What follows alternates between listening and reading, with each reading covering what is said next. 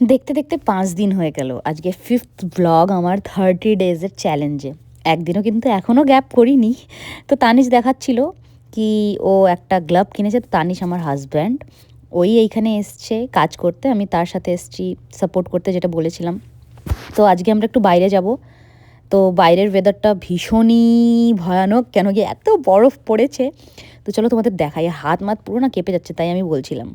এই দেখো পাতাগুলো পুরো একদম ঝরে যাবে কিছু দিনেই, এটা লেগে আছে, একদম শুকিয়ে গেছে। আর বাইরে যা ঠান্ডা পড়েছে।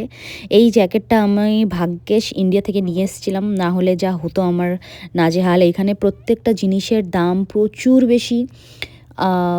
কিছুই 300-400 টাকার কমে তো কিছুই পাওয়া যায় না। মানে নর্মাল একটা যদি তুমি সুই চাও, মানে $2-3 তো কিছুই পাওয়া যায় না। আর জ্যাকেটের দাম এখানে $100, $200, তো ভাবতেই পারছো কত বেশি। যাই হোক, আমরা বাড়ি চলে এসেছিলাম, পরোটা খেয়ে আজকে ঘুমিয়ে পড়বো।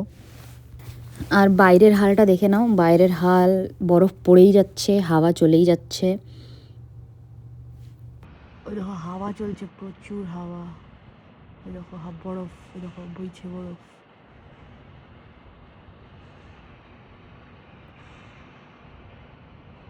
12টি সাবস্ক্রাইব হয়েছে। যারা যারা দেখছো একটু সাবস্ক্রাইব করে দাও তাড়াতাড়ি তাড়াতাড়ি, 1000 সাবস্ক্রিপশন পুরো যেন হয়ে যাক।